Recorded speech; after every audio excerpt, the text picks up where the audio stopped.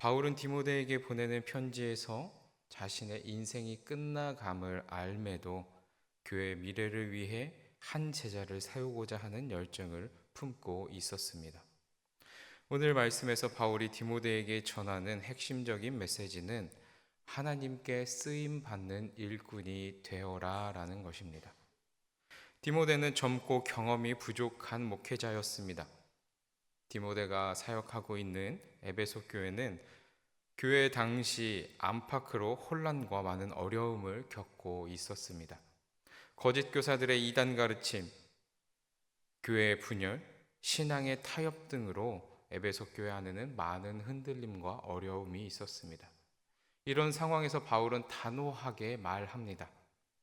단순한 목회적 지침이 아니라 목사가 목사에게 해주는 이야기가 아닌 오늘날 모든 그리스도인에게도 주어지는 소명적인 명령을 주고 있는 것입니다. 하나님은 시기마다 자신의 뜻을 이루어 나갈 일꾼을 찾으십니다.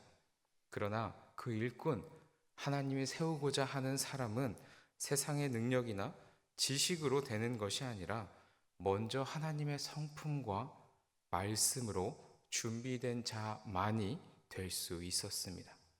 바울은 그렇게 진리의 토대 위에 서 있는 일꾼의 모습을 강조하는데 14절의 말씀입니다. 너는 그들로 이 일을 기억하게 하여 말다툼을 하지 말라고 하나님 앞에서 엄히 명하라. 이는 유익이 하나도 없고 도리어 듣는 자들을 망하게 함이라. 여기서 기억해야 하는 이 일은 복음입니다. 곧 예수님의 십자가의 구속 사역과 3일 만에 부활하신 부활의 진리를 의미합니다. 초대교회는 말다툼이 많았고 신학적 논쟁을 통해 자신을 드러내려는 사람들도 많았습니다. 진리를 왜곡하고 교회를 분열시키는 일도 서슴지 않는 자들이었습니다. 바울은 왜곡과 분열을 일으키는 사람들을 가리켜 17절에는 그들의 말은 악성 종양과도 같다라고 말했습니다. 그리고 강하게 경고합니다. 18절을 보면 아직 예수님이 오시지도 않았는데 부활이 이미 일어났다고 주장하며 다른 사람들의 믿음을 파괴하는 자들도 있었습니다. 오늘날 교회에도 여전히 이러한 모습들은 존재합니다. 하나님의 말씀보다 이념이 앞서고 사랑보다 논쟁이 앞설 때 교회는 하나님의 능력을 잃습니다. 당연히 말씀의 왜곡이 일어나며 이단들이 생겨납니다. 그래서 바울은 15절에 이렇게 말합니다. 너는 진리의 말씀을 옳게 분별하며 부끄러운 것들이 없는 일꾼으로 인정된 자로 자신을 하나님 앞에 드리기를 힘쓰라. 여기에서 옳게 분별하다라는 말의 원어는 바르게 자르다라는 뜻을 갖고 있습니다. 마치 장인이 고등기를 내듯 성경을 정확히 해석하고 적용하라는 겁니다. 그저 해석에서 끝나는 것이 아니라 적용까지인데 이것이 장인이 길을 올바르게 닦고 무언가를 올바르게 잘라내듯 바르게 잘라내듯 그렇게 해석하고 적용하라는 것입니다. 즉 하나님께 쓰임받는 그리스도인은 말씀 앞에서 진실하고 논쟁보다 진리를 선택하는 사람이라는 것이죠. 진리의 말씀은 우리의 기준으로 나누는 것이 아니라 내 생각대로 하나님의 말씀을 풀어 헤쳐내는 것이 아니라 성령의 인도 아래 겸손히 해석해야 합니다.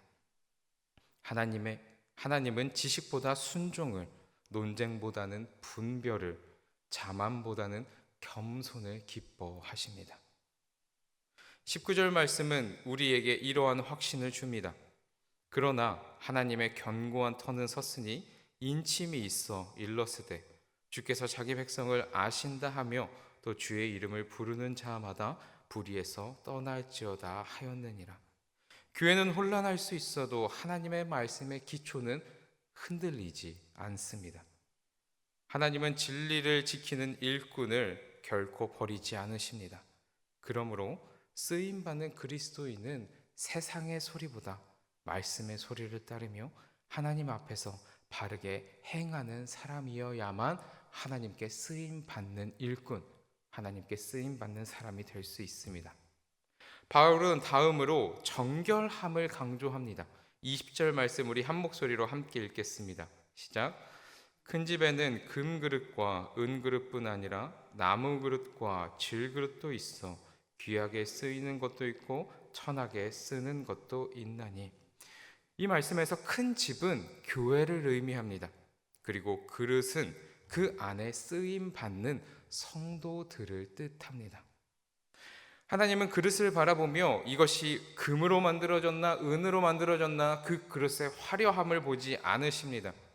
그릇의 재질이 아니라 내가 쓰고자 하는 이 그릇이 얼마나 깨끗한지를 주님께서는 살펴보십니다. 21절에 이렇게 말씀하십니다. 그러므로 누구든지 이런 것에서 자기를 깨끗하게 하면 귀히 쓰는 그릇이 되어 거룩하고 주인의 쓰임에 합당하며 모든 선한 일에 준비함이 되리라. 뭐라고요? 모든 선한 일에 준비함.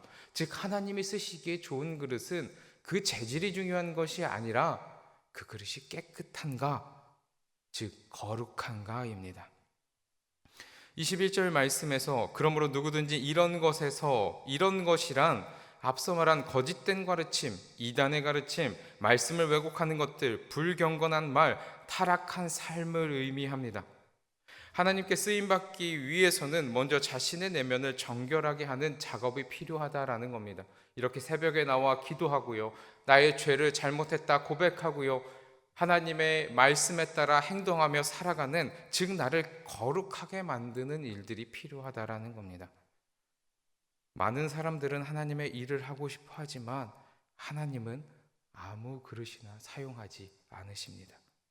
깨끗한 마음과 순수한 동기를 가진 자를 통해 일하십니다.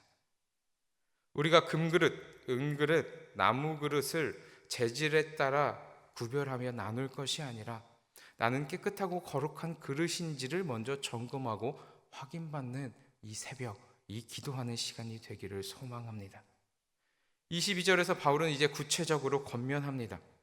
또한 너는 청년의 정욕을 피하고 주를 깨끗한 마음으로 부르는 자들과 함께 의와 믿음과 사랑과 화평을 따르라. 이 말씀 가운데 피하라는 단어는 단호한 결단을 알려주는 표현입니다.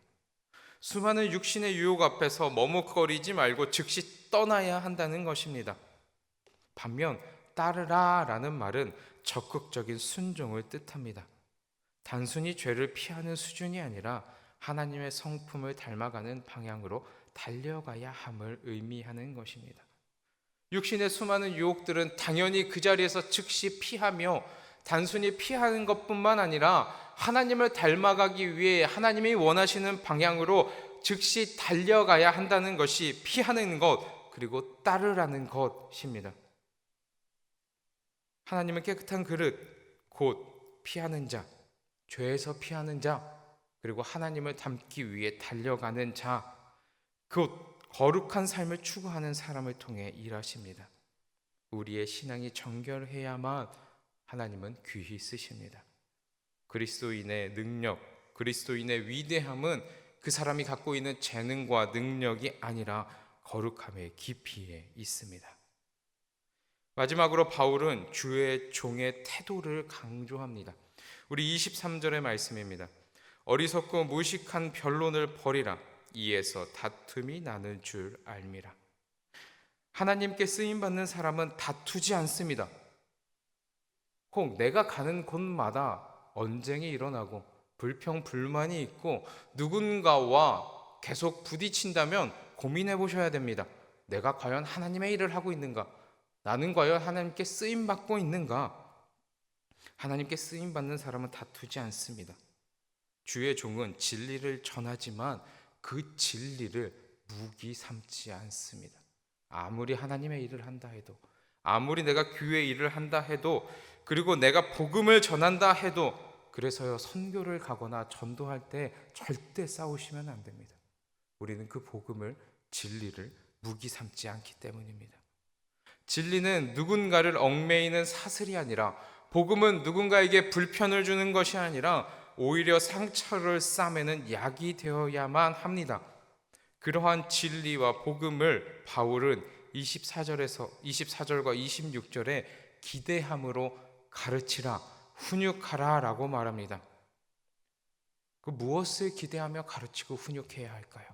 무엇에 대한 기대인가 하면 하나님에게 거역하는 자들이 회개하고 진리를 알 수 있게 될 것이다 라는 기대, 마귀에게 붙잡혀 마귀의 뜻을 따르던 사람들이 벗어나 하나님의 뜻 가운데 거할 것이다 라는 기대함으로 계속 가르치고 훈육해야 한다라는 겁니다. 이때 주님께 쓰임받는 자들에게 꼭 필요한 두 가지가 있는데 그것은 바로 온유와 오래 참음입니다. 아마 이 강단에서 수만 번, 수십 번 선포되었을 텐데 여러분, 온유는요, 약한 마음, 착한 마음, 부드러운 마음이 아닙니다. 능력이 있고 힘이 있지만 나의 능력과 그 힘을 하나님 앞에 절제하고 내려놓으며 겸손한 마음을 갖는 것이 온유입니다. 즉, 누군가에게 복음을 전하고 진리를 전할 때 나의 논리, 나의 주장, 나의 힘, 그래서 위에서 찍어 눌러서 강제적으로 믿어라가 아니라 하나님의 뜻에 따른 가르침과 훈육만이 회개에 이룰 수 있게 한다는 마음, 그리고 오직 하나님의 은혜와 내가 온전히 하나님의 말씀과 진리와 복음을 전할 때 마귀의 올무에서 벗어날 수 있게 한다라는 믿음으로 전하는 것입니다. 다시 말해, 누군가를 변화시키는 것은 우리의 논리나 설득으로 일어나는 것이 아니라 하나님의 은혜로 이루어진다라는 것입니다. 그래서 이 온유와 더불어 함께 있어야 하는 것이 오래 참음입니다. 주님이 우리를 포기하지 않으시듯 사람을 쉽게 포기하지 않는, 한 영혼을 끝까지 사랑하는 사랑의 인내를 가져야만 합니다. 거역한 자들이 회개할 때까지, 마귀의 올무에서 벗어날 때까지 다투고 언쟁하는 것이 아니라 끝까지 가르치고 훈육해야 한다는 것입니다. 그래서 주의 종이 가져야 할 태도, 하나님이 쓰시고자 하는 사람이 갖고 있어야 하는 모습은 다투지 않고 온유하며 오래 참음입니다. 사랑하는 성도 여러분, 하나님이 기뻐하시는 일꾼은 단지 일을 잘하는 사람이 아니라 하나님의 마음을 아는 사람입니다. 하나님의 마음을 아는 사람의 세 가지의 특징, 그 모습을 다시 한번 정리하면 기억하시길 바랍니다. 그리고 이 새벽 그렇게 되기를 기도하시길 바랍니다. 첫째는 말씀 위에 바로 선 사람, 진리의 말씀을 왜곡하지 않고 하나님 앞에서 정직하게 행하는 사람입니다. 둘째, 정결한 사람, 즉 거룩한 사람, 세속적 욕망을 버리고 마음을 깨끗이 하여 하나님의 은혜를 담는 그릇이 되는 사람. 셋째, 온유하고 인내하는 사람, 논쟁보다 사랑을 선택하며 사람을 살리는 사역을 감당하는 사람입니다. 이러한 모습을 가진 사람을 통해 하나님은 이 시대마다 그리고 그때마다 새 일을 이루십니다. 세상은 화려한 재능과 탁월한 능력을 선택하고 높이지만 하나님은 겸손하고 정결하며 하나님의 말씀 위에 선 영혼을 귀하게 여기십니다. 여러분의 삶의 자리에서 말씀을 붙잡으십시오. 사랑과 인내로 누군가를 세워주십시오. 그리고 하나님께 영광을 돌리는 귀하게 쓰임받는 여러분이 되시길 주님의 이름으로 축원합니다. 기도하겠습니다. 하나님 아버지, 감사합니다. 이 말씀 주심에 하나님께서 쓰시고자 하는 그 사람, 이 시대를 변화시키며 하나님의 일꾼으로 세울 사람이 어떠한 모습인지를 깨닫게 하심에 감사드립니다. 말씀 위에 바로 선 사람, 정결한 사람, 온유하고 인내함으로 다투지 않는 사람의 모습이 우리 안에 있게 하여 주시옵소서. 온전히 주님이 언제든지 쓰시기에 좋은 모습으로 하루하루를 결단하며 살아가게 하여 주시옵소서. 이 모든 말씀 예수 그리스도의 이름으로 기도드리며 주님께서 가르쳐 주신 기도로 함께 기도드립니다. 하늘에 계신 우리 아버지, 아버지의 이름을 거룩하게 하시며 아버지의 나라가 오게 하시며 아버지의 뜻이 하늘에서와 같이 땅에서도 이루어지게 하소서. 오늘 우리에게 일용할 양식을 주시고 우리가 우리에게 잘못한 사람을 용서하여 준 것 같이 우리의 죄를 용서하여 주시고 우리를 시험에 빠지지 않게 하시고 악에서 구하소서. 나라와 권능과 영광이 영원히 아버지의 것입니다. 아멘.